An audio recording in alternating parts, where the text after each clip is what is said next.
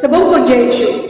प्यारे बच्चों, पिछले हफ्ते हमने अपने विश्वास प्रशिक्षण श्रृंखला में बाल श्रम के बारे पढ़ा था और हमें आशा है कि आप सभी ने इस पाठ के आगे भाग को के बारे में पढ़ा होगा। तो हम इसमें आगे बढ़ने से पहले एक छोटी प्रार्थना करें। हे पिता ईश्वर, हम आपको धन्यवाद देते हैं इस नए दिन के लिए और हम आपको धन्यवाद देते हैं हमारे परिवारों के लिए। हम विशेष रूप से धन्यवाद देते हैं आपको हमें आज तक सकुशल रखने के लिए और आपके वचनों को सुनने के लिए, आपके आगे अनुसार और आपके बनाए हुए हमारे लिए मार्ग में आगे बढ़ने के लिए हम आपसे प्रार्थना करते हैं। आप हमें पवित्र आत्मा की उजाला भेज ताकि हम आपके वचनों को समझ सकें। आमीन। तो बच्चों, हम अपने विश्वास प्रशिक्षण श्रृंखला में पिछले रविवार बाल श्रम के बारे में पढ़ा था और हमने जाना किस तरह से बाल श्रम हमारे देश में बढ़ते जा रहे हैं, क्या क्या कारण है इसके। और हमने पढ़ा बाल मजदूरी के चलते क्या क्या कारण होते हैं और बाल मजदूरी के कारण बच्चों के बचपन खत्म हो जाते हैं और लोग बच्चों को अपने कारखानों में, दुकानों में या घरों में क्यों काम करवाते हैं। तो हमने जाना कि बाल मजदूरी के कारण थे पारिवारिक बेरोजगारी और दरिद्रता, गरीबी, बड़ा परिवार, माता पिता का अपने बच्चों के प्रति, उनकी शिक्षा के प्रति अज्ञानता, और देखते हैं कि माता पिता की लापरवाही के कारण बाल मजदूरी बढ़ते जाते हैं हमारे देश में, उसकी संख्या बढ़ती जा रही है। और बच्चों को जो मालिक है वे बच्चों को अपने कारखानों में रखना क्यों पसंद करते हैं? क्योंकि बच्चे हैं, उनको कुछ भी कहा जाए वे निसंकोच रूप से कर देते हैं। एक बात कह देते हैं तो वे फटाफट काम कर लेते हैं। वे कुछ भी काम नहीं करने से मना नहीं करते और उनकी जो संघ होते हैं, जैसे बाल संगठन, जैसे मजदूर संगठन होते हैं, तो इस तरह के कुछ संगठन नहीं है जिसमें वे अपने मांगे रखें। तो वे कम पैसे में भी कोई भी काम और खतरनाक से खतरनाक काम भी या जोखिम भरे जगहों में भी काम करने से नहीं चूकते हैं और उन्हें काम से निकाल दिया जाए तब भी वे नाराज नहीं होते। और हम देखते हैं कि इस कारण बच्चों की बचपन खत्म हो जाती है, वे अपने मौलिक अधिकारों से वंचित हो जाते हैं। हमने बहुत सारे कविताएं और कहानियां और लेखों में सुनते बच्चों के बारे में बहुत अच्छी अच्छी बातें, पर जो उनकी असल जीवनी है, उनकी जो परेशानी है, इन बाल श्रमिकों में हम देखते हैं उनकी परेशानी दूर करने वाला कोई नहीं है। तो हमें पवित्र बाइबल में देखा किस तरह से बच्चों के बारे में लिखा गया है। क्या लिखा गया है पवित्र बाइबल में? पुत्र प्रभु द्वारा दी गई विरासत है, संतति प्रभु द्वारा प्रदत्त परिशोधित है। और हमने देखा कि पुराने विधान में बच्चों को ईश्वर का आशीर्वाद माना जाता है और बच्चों को ईश्वर के वरदान स्वरूप मानते हैं। और प्रभु यीशु बच्चों को बहुत प्यार करते हैं। प्रभु यीशु कहते हैं कि बच्चों को मेरे पास आने दो, उन्हें मेरे पास आने से मत रोको, क्योंकि शिष्य लोग बच्चों को रोकते थे, बच्चों को यीशु के पास आने से। तो हम आज देखते हैं, इस पाठ में आगे बढ़ते हैं और जानेंगे बाल श्रम के दुष्परिणाम और बाल श्रम और भारतीय कानून में क्या लिखा है, उसकी व्यवस्था क्या है इसके बारे में।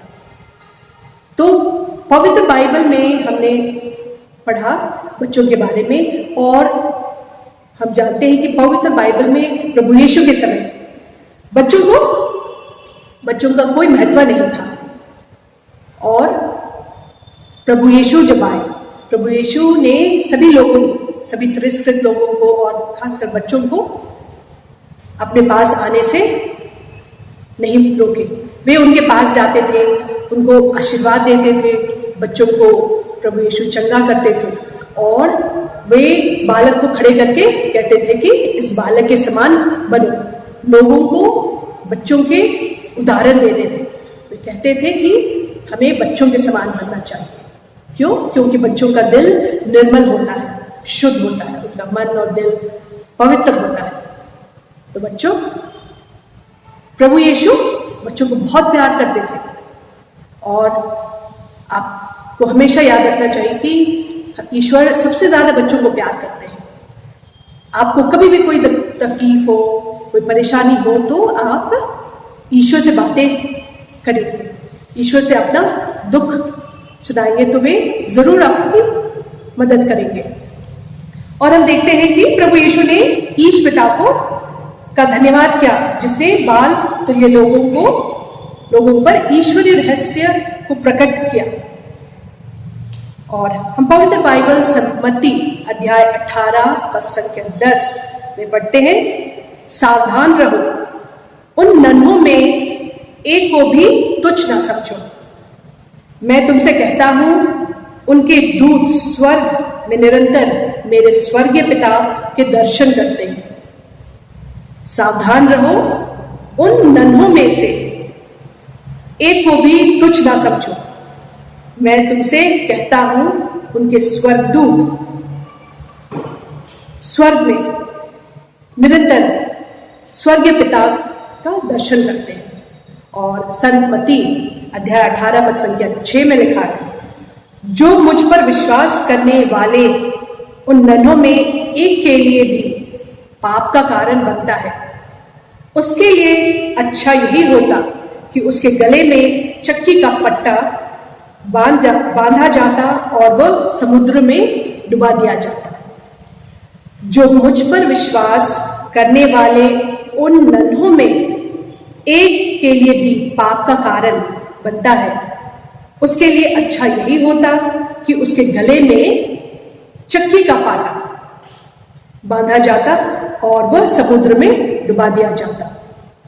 और प्रभु यीशु बच्चों को प्यार करते थे, वे उन्हें गले लगाते थे और उन्हें आशीर्वाद देते थे। उन्होंने उन्हें उचित महत्व प्रदान किया, क्योंकि उस जमाने में बच्चों का कोई महत्व नहीं था समाज में। और इसी में हम आगे देखते हैं हमारे भारतीय संविधान में क्या लिखा है बच्चों के बारे में, बाल श्रम के बारे में।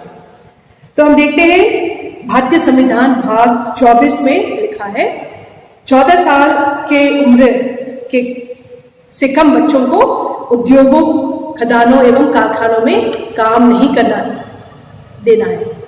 वे कोई भी बच्चों को अपने कारखानों में या उद्योगों में काम में नहीं लगाना चाहिए, क्योंकि ये दंडनीय अपराध है। और भारतीय संविधान भाग 45 में लिखा है, 14 वर्ष से कम आयु वाले बच्चों को अनिवार्य निःशुल्क शिक्षा दी जाए। आपको पता होना चाहिए कि 14 वर्ष से कम उम्र वाले बच्चों को निःशुल्क शिक्षा मिलती है सरकार की तरफ से।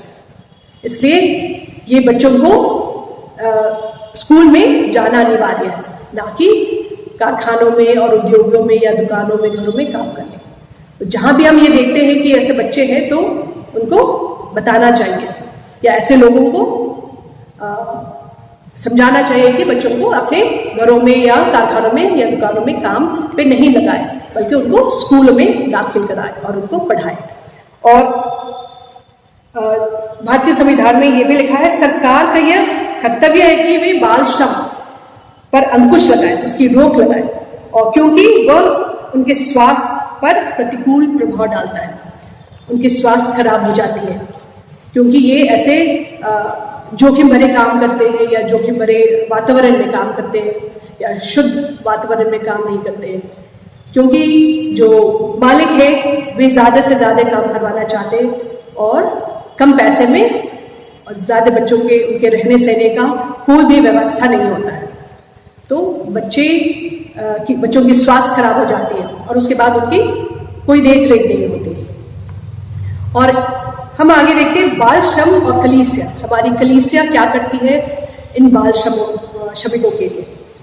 तो कलीसिया बाल श्रमिक समस्या के प्रति विशेष रूप से जागरूक है और इसमें समाज में बाल श्रम उन्मूलन हेतु विशेष प्रयास किए गए। और हमारी कलीसिया हम देखते हैं सन 1891 में सन पापा ने लिखा था, सन पापा लियो 13वें ने अपने विशेष पत्र रेरुम नोवारुम में को लागू किया और जो विशेषतः इसमें श्रमिकों एवं बाल श्रमिकों के बारे लिखा। और सन 1994 में भारतीय कैथोलिक संघ धर्माध्यक्ष सम्मेलन में श्रम आयोग में यह निर्णय लिया गया और सबको सूचित किया गया कि उद्योगों तथा कैथोलिक संस्थाओं में बाल श्रमिकों को ना रखा जाए या बच्चों को काम पे ना रखा जाए।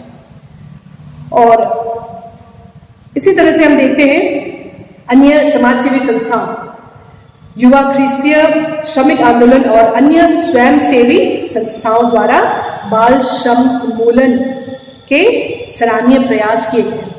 तो बहुत सारे ऐसे स्वयंसेवी संस्थाएं हैं जो बच्चों को ऐसे जगहों से निकालने के प्रयास करते हैं जो बाल श्रमिकों से काम कराते हैं और बहुत सारे बच्चे को आज़ाद किया गया है। तो इन स्वयंसेवी संस्थाओं एवं हमारी कैथोलिक संस्थाएं भी बहुत जगह काम कर रही है और मदद कर रही है इन बच्चों को, क्योंकि बच्चों का जब बचपन हो जाता है तो वे आगे जाकर रास्ता भटक जाते हैं और अन्य गलत कामों में लग जाते हैं। इसलिए सरकार भी प्रयास कर रही है कि बाल श्रमिकों को रोका जाए।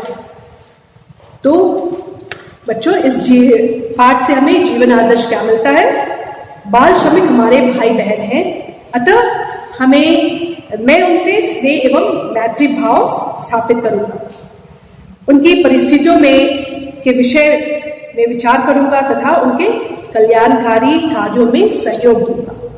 तो हमें ये ज्ञानवर्धन जीवन आदर्श मिलता है कि हमें इन बच्चों को अलग नहीं समझना चाहिए, वे भी हमारे जैसे हैं और हमें उनसे अच्छे से बातें करना चाहिए, प्यार से बातें करना चाहिए।